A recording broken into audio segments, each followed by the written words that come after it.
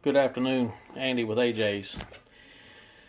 Looking at the Wildcat 1000 steering system, the slider rod assembly, the gearbox, and mounting plates, also the felt pads. What we've got here is the new 7075 billet slider, and we also have the new billet 7075 mounting plate. What I want to talk about is a little bit of premature wear on factory parts and using factory parts of what we've found in our findings in machining this product. This is an all new slider. There's nothing rebuilt on it. It's all cut out of 7075. These are all new rods that's been cut.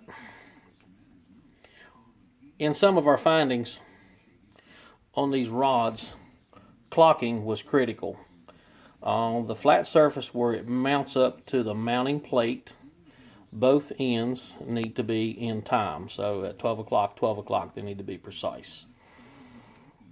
Checking about 8 of the factory rods, putting them on the table and on the machine to see if they were perfectly clocked. We found all 8 rods to be out of timing. So they were off anywhere from 2 to 8 degrees, and that means that this end would be off where this end down here would be straight at 12 o'clock. That comes from the machining process of when they're made at the factory. Also, we're going to take a look at the felt pad.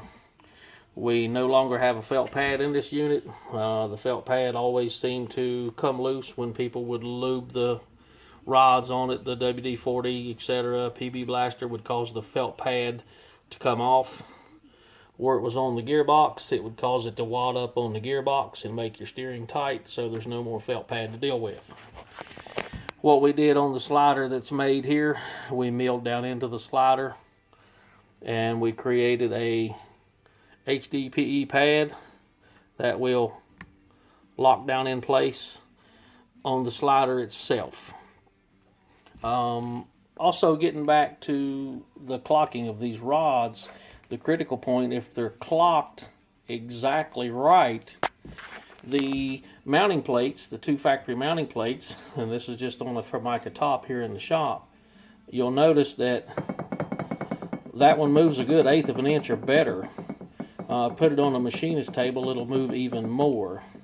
Here is another factory plate. It's almost a good 1/8 of an inch out. It's a little less than the other, but there again, you're mounting the factory rods that are not clocked true to a plate that's not built true, which in turn is going to put anything in a bind when you tighten it down to the proper torque specifications. Over here is the new 7075 mounting block. It's all one piece. If you'll notice, it doesn't move on the table.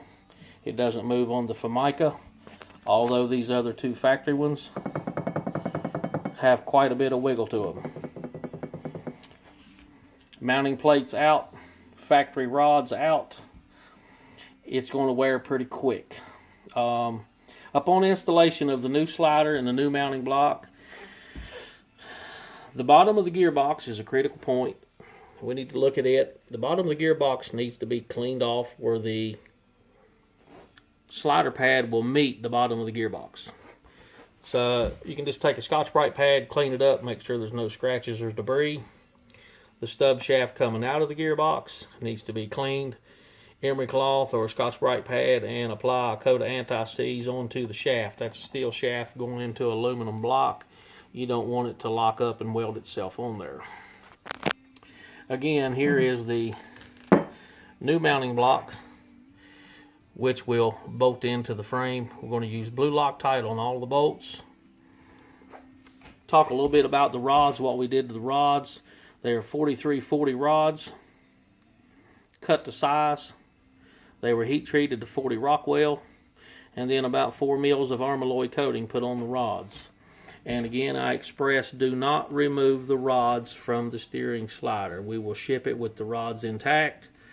Also, when you install it on the machine, do not remove the rods. Removing the rods, you can damage the scraper seals and probably not get the rods put back in. So again, do not remove the slider rods. Leave them intact on the new slider.